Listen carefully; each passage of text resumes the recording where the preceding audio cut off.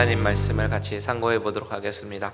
오늘 말씀은요, 요한복음 17장 2절 말씀입니다. 요한복음 17장 2절 말씀, 우리 같이 한 목소리로 읽도록 하겠습니다. 시작. 아버지께서 아들에게 주신 모든 사람에게 영생을 주게 하시려고 만민을 다스리는 권세를 아들에게 주셨음이로소이다. 아멘. 잠시 기도합니다. 하나님, 이 시간에 하나님의 말씀을 들을 때에 우리의 영의 귀를 열어주셔서 하나님께서 우리 심령 가운데 말씀하시는 그 말씀이 우리의 심령 가운데 들려지게 하여 주시옵소서. 예수님의 이름으로 기도합니다. 아멘. 우리는 요한복음 17장으로 넘어오면서요, 예수님이 제자들 앞에서 하신 기도에 대해서 살펴보고 있습니다.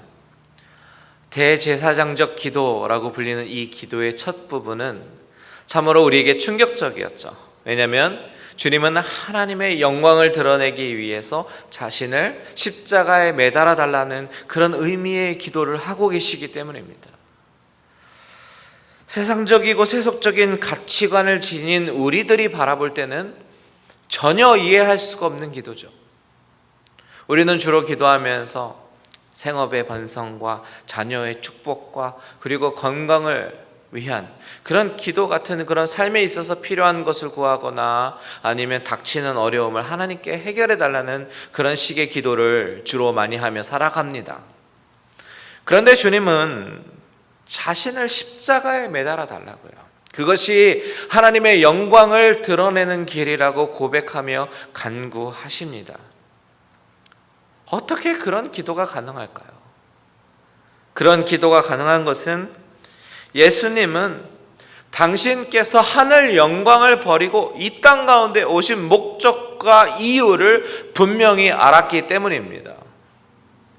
주님은 세상에 어떤 유명세를 얻기 위해서 오신 것도 아니고 왕이 되어서 세상을 통치하기 위해서 오신 것도 아니었습니다. 하나님이신 성자 하나님이 이 땅에 오신 것은 단지 한 가지 이유, 죄인을 사랑하셔서 구원하시기를 원하시는 하나님 아버지의 뜻을 이루기 위해서 그저 순종하며 순복하며 하나님께 영광 돌리기 위해서 이 땅에 오신 것입니다. 그 목적과 이유를 분명히 알고 계신 주님은 처음부터 오직 십자가만을 위해서 달려오셨습니다. 그리고 이제 그때가 거의 다다르자 주님은 그 십자가를 준비하시면서 자신이 십자가에 매달리시는 것으로 자신이 영화롭게 되면 결국 그것이 하나님 아버지를 영화롭게 하는 것이다 라고 기도하셨습니다. 여러분, 이 기도는 우리를 다시 한번 돌아보게 만들죠. 참으로 이기적으로 살아가는 우리들, 나의 만족과 나의 유익을 위해서 살아가며 내가 사람들로부터 세상에서 박수받고 칭송받고 영광 받으려고 하는 우리들의 모습과는 정말 많은 괴리가 있는 주님의 모습입니다. 주님은 이런 기도의 모습을 통해서 거봐라, 나는 너희와 차원이 다른 존재야, 이런 메시지를 보여주시려고 하시는 것이 아닙니다. 오히려 주님을 따르는 제자들이라면, 주님을 믿고 제자의 삶으로 살기로 작정하는 그리스도인이라면 주님이 보여주신 것처럼 썩어질 세상의 영광을 위해서 사는 것이 아니라 영원한 저 천국에서 누리는 영광을 바라보면서 살아가야 될 것을 우리에게 알려주시고 계시는 것입니다. 다시 말하면 그리스도인들이 이 세상에서 살아가는 방식은 지금 당장 눈에 보이는 세상의 영광이 아니라 장차 누릴 어마어마한 영광의 목적을 두고 살아가야 된다는 것을 주님은 이 기도를 통해서, 이 기도를 현장에서 목격하는 제자들과 그리고 2000년 뒤에 살아가는 저와 여러분들에게 교훈을 주고 계시는 것입니다. 여러분, 저와 여러분은 하나님의 은혜로 복음을 알게 되었고 그리스도인이 되었습니다. 그리스도인이란 누구입니까? 예수를 믿고 예수를 닮아가기에 힘쓰는 자들을 말하는 것이잖아요. 그리고 이것을 다른 말로 성도라고 부르기도 합니다. 성도는 영어로 saints인데요, 직역하면 거룩한 사람들이라는 뜻입니다. 내가 나를 볼 때는 전혀 거룩하지 않고 죄인 중에 참 죄인의 모습을 가지고 있지만 자꾸만 나의 연약함을 고백하면서 십자가 앞에서 주님을 따르는 자들, 주님을 닮아가는 자들이 되기 위해서 힘쓰다 보면요, 나도 모르게 저절로 주님을 닮아가고 있을 것입니다. 왜냐하면 자녀가 아버지를 닮아가는 것은 자연스러운 이치이기 때문입니다. 이렇듯 늘 부족하지만 주님 닮아가기에 힘쓰고 현재의 영광이 아니라 장차 천국에서 누리게 될 그 영광을 바라보면서 한 걸음 한 걸음 걸어가시는 거룩한 성도 여러분들 되시기를 주님의 이름으로 축원드립니다. 오늘 본문 말씀에서 계속해서 이어지는 주님의 기도를 보면서 은혜를 나누기 원하는데, 우선 2절의 말씀을 다시 한번 같이 읽겠습니다. 시작.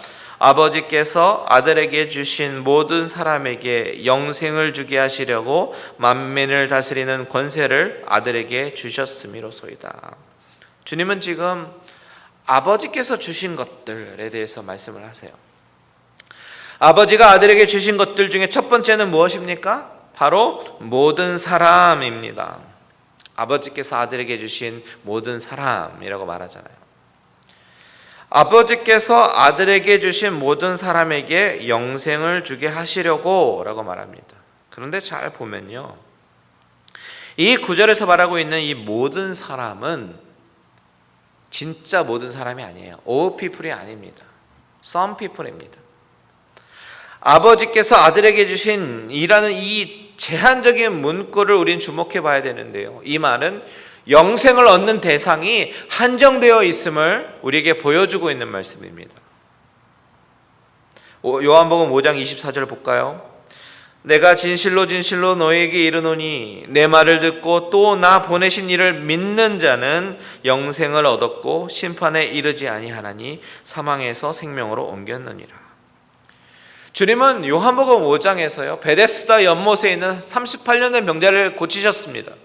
그런데 그때는 안식일이었고 안식일의 일을 범한다고, 율법을 범했다고 지적하는 유대인들에게 주님은 아들의 권한에 대해서 말씀하시면서 주님은 그 유대인들에게 내 말을 듣고 또 나 보내신 이를 믿는 자는 영생을 얻었다라고 말씀하십니다.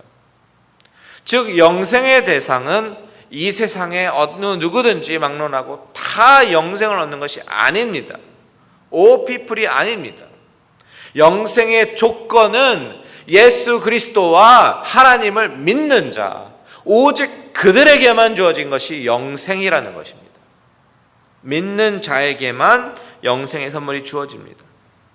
오늘 본문에서 주님은 하나님께 기도하기를 아버지께서 아들에게 주신 모든 사람에게 영생을 주게 하신다라고 기도하십니다. 이것을 바꾸어 말하면 우리가 하나님을 믿게 된 사실은 오직 하나님께서 선택한 자들에게 주시는 전적인 은혜이고 우리가 그 은혜 아래 있다라는 것을 깨닫게 하시는 것이에요.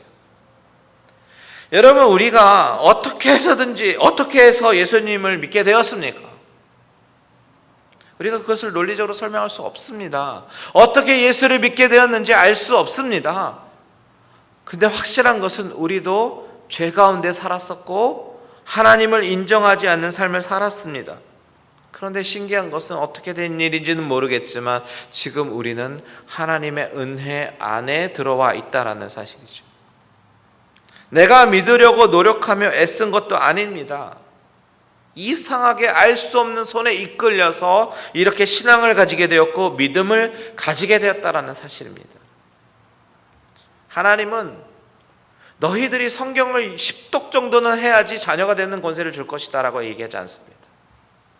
영접하는 자, 곧 그 이름을 믿는 자에게 하나님의 자녀가 되는 권세를 주셨다라고 선포하십니다. 어떤 경건한 행위가 아니라 믿음입니다. 오직 믿음. 솔라 피데, 너무나도 중요한 칼빈주의의 핵심 사상 중에 하나죠. 그런데 그 이름을 믿는다는 것이 우리의 의지적인 다짐으로 되어지는 것은 또한 아닙니다. 왜냐하면 우리는 원래 선천적으로 의심을 많이 하고 무엇을 믿는다라는 것이 굉장히 힘든 그런 존재이기 때문입니다.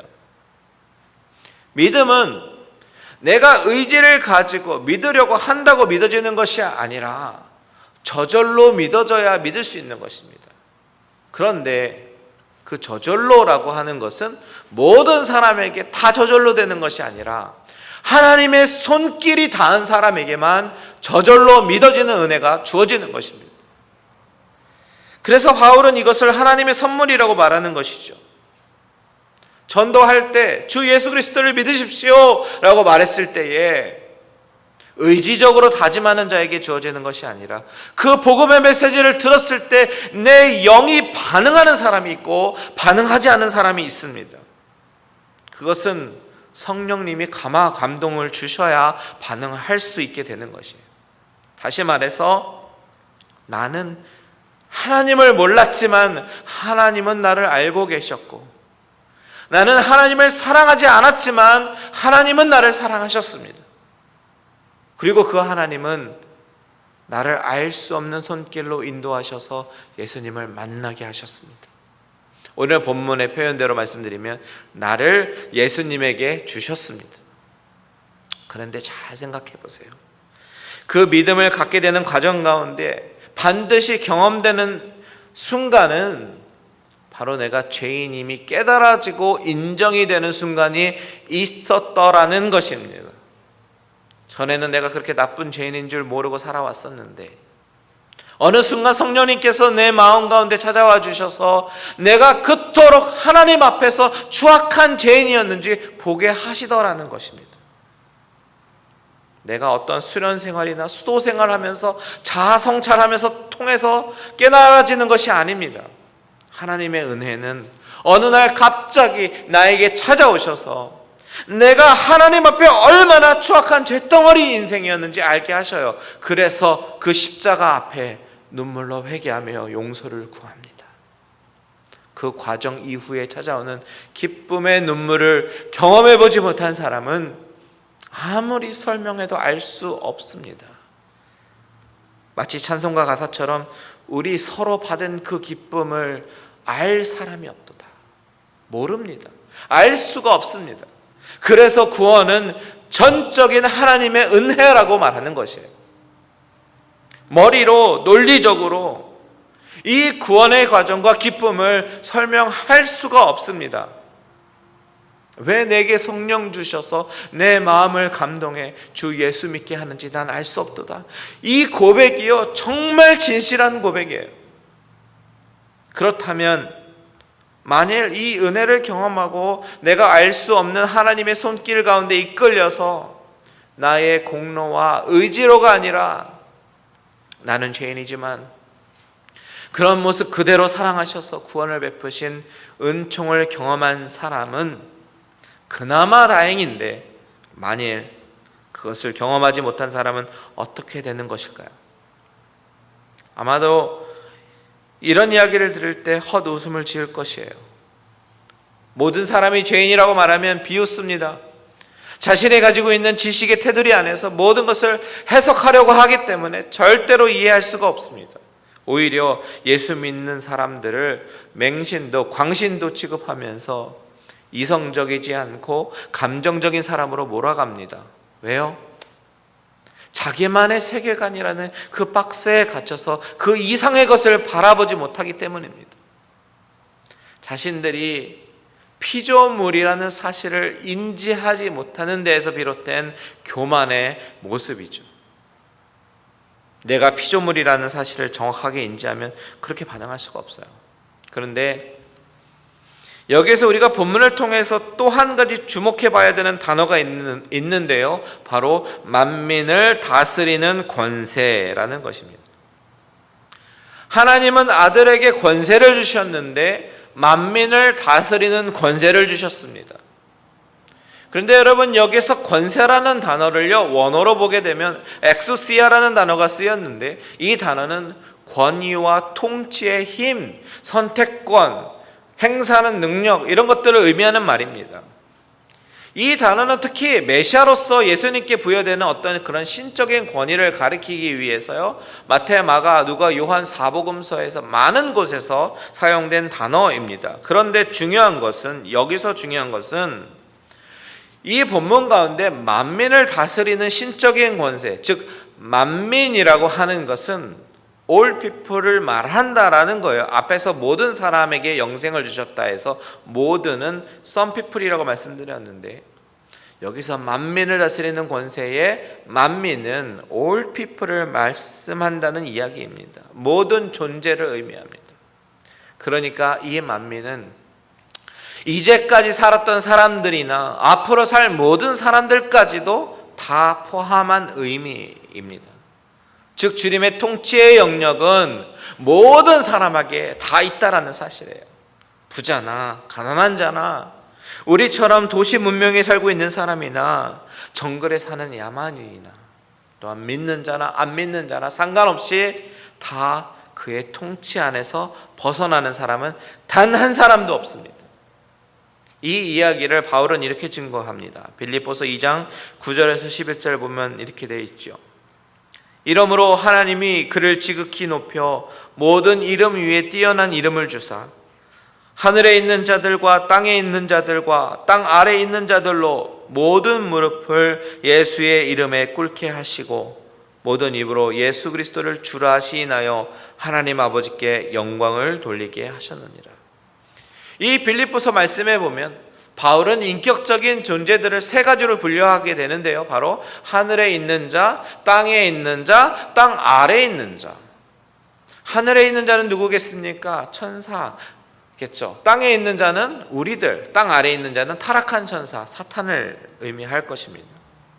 땅에 있는 사람들 중에서 구속받은 사람들은 하늘에 있는 천사들과 더불어 예수 그리스도를 기쁨으로 인정하고 찬양하며 경배드릴 것입니다.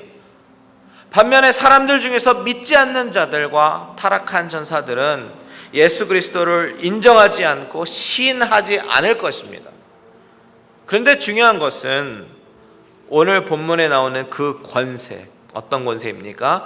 하나님이 주신 만민을 다스리는 권세, 그 권세로 말미암아 예수님은 그 권위를 가지고 통치하기 시작하실 것이라는 사실이죠. 문제는 이 통치의 개념이 마치 좋은 대통령이 국민을 위해서 잘 다스리는 것처럼 주님이 당신의 백성들을 좋은 길로 인도하시고 다스린다라는 그런 개념만 있는 것이 아니라 하나님을 인정하지 않는 자들을 심판하는 권세도 있음을 말하고 있다라는 것이죠. 그렇다면 우리가 가질 수 있는 질문은 여기에 있습니다.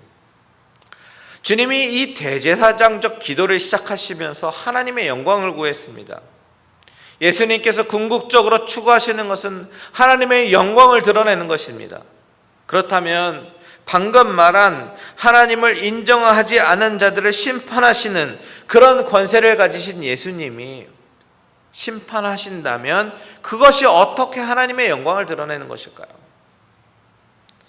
성경을 잘 보면 하나님은 사랑 많으시고 자비로우셔서 죄인들을 용서해 주실 때만 하나님의 영광을 드러내는 것이 아닙니다. 공의로 심판하실 때에도 하나님의 영광을 드러내신다고 증거하는 부분이 많이 나와요. 대표적인 경우가 출애굽기 14장에 보면 하나님이 홍해 앞에 있는 모세에게 이렇게 말씀하십니다. 내가 애굽 사람들의 마음을 완악하게 할 것인즉 그들이 그 뒤를 따라 들어갈 것이라. 내가 바로와 그의 모든 군대와 그의 병거와 마병으로 말미암아 영광을 얻으리니 내가 바로와 그의 병거와 마병으로 말미암아 영광을 얻을 때에야 애굽 사람들이 나를 여호와인 줄 알리라 하시더니. 에스겔서에도 이런 말씀이 있습니다. 28장 22절에 너는 이르기를 주 여호와께서 이같이 말씀하시되 시도나 내가 너를 대적하나니 내 가운데에서 내 영광이 나타나리라 하셨다 하라. 내가 그 가운데서 심판을 행하여 내 거룩함을 나타낼 때에 무리가 나를 여호와인 줄 알지라. 39장 13절도 보십시오. 그 땅 모든 백성이 그들을 매장하고 그로 말미암아 이름을 얻으리니 이는 나의 영광이 나타나는 날이니라. 주 여호와의 말씀이니라. 하나님은 당신이 여호와 하나님이심을 증거하기 위해서 심판이라는 방법을 통해서도 영광을 드러내기도 한다라는 이야기입니다. 결국 하나님은 만민을 다스리는 권세를 아들에게 주시고 그것으로 인해서 하나님의 통치가 나타나는 모든 부분을 통해서 영광 받으시는 거예요.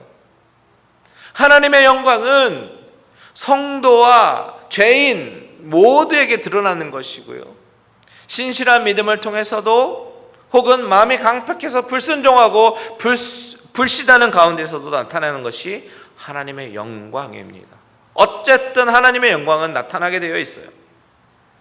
그렇다면 그 가운데 성도는 누구인가? 그리스도인은 누구인가?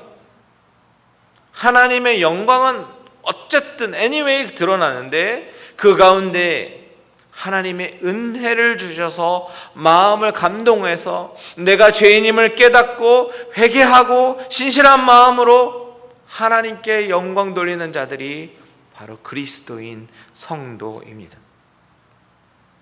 하나님의 절대 주권으로 말미암아 복음을 듣고 반응하면서 회개하고 성령이 임하면 하나님의 자녀가 되는 권세가 주어지게 되는데, 그 은혜를 누리는 자들이 바로 이 자리에서 예배드리고 있는 저와 여러분들이라는 사실이에요. 이 얼마나 감격적이고 감사한 일입니까? 오늘 말씀을 마치면서 중요한 질문을 여러분에게 드리고 싶습니다. 여러분은 그리스도인이십니까? 그렇다면 지금부터 드리는 질문에 어떻게 반응하시겠습니까? 하나님의 은혜로 복음이 선포될 때마다 마음이 움직이고 그리스도를 닮아가고 싶어하는 열망이 있으십니까? 내 삶을 통해서 하나님이 영광 받으시기를 원하십니까?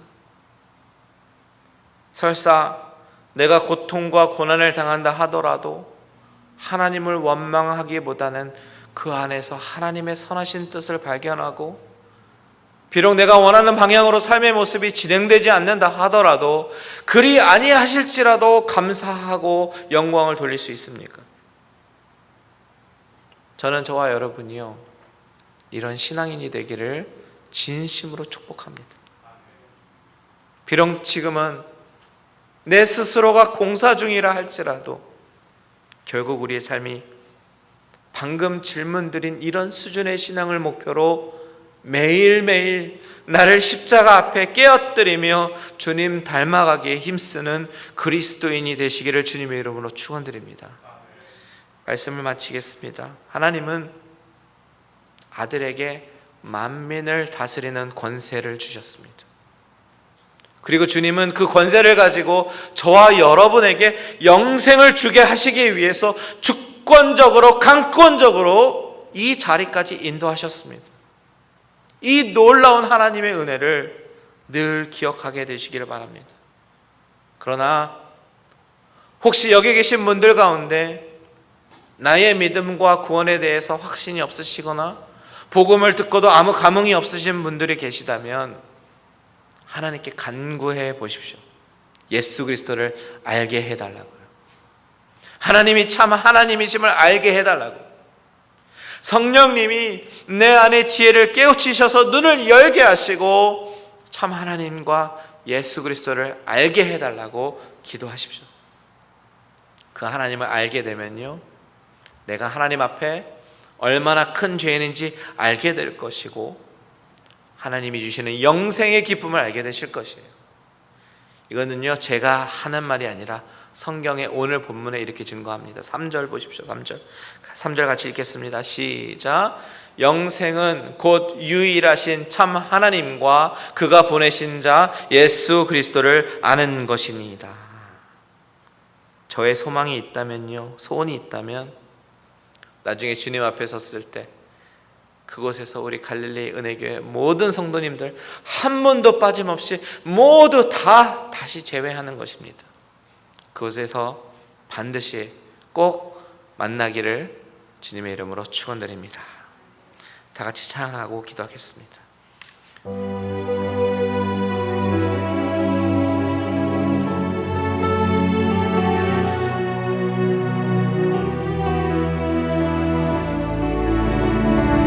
찬양으로 고백합니다. 내가 지금까지 지내온 것은, 내가 지금까지 지내온 것은 주의 은혜라, 주의 은혜라. 지금까지 지내온 것은, 내가 하나님의 자녀된 것은, 내가 하나님의 자녀된 것은 주의 은혜라, 주의 은혜라.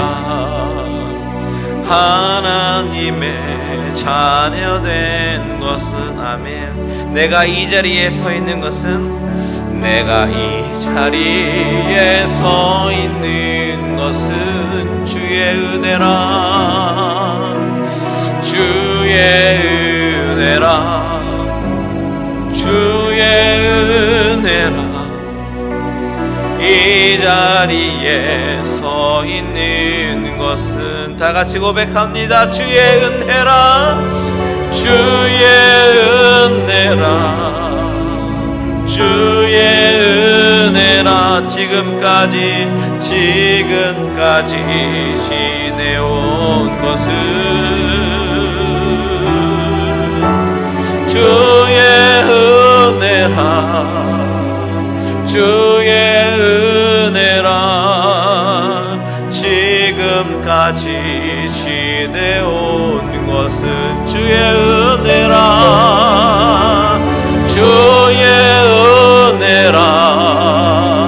주의 하나님의 자녀된 것은, 하나님의 자녀된 것은 주의 은혜라, 주의 은혜라. 하나님의 자녀된 것은 주의 은혜라, 주의 은혜라, 주의 은혜라, 주의 은혜라. 이 자리에 서 있는 것은 주의 은혜라, 주의 은혜라. 이 자리에 서 있는 것은, 우리 이 시간에 다 같이 기도하기 원합니다. 여러분이 지금 이 자리에서 주님의 자녀로서 하나님께 예배드리고 있다는 이 사실 자체가 얼마나 큰 은혜인지 아십니까?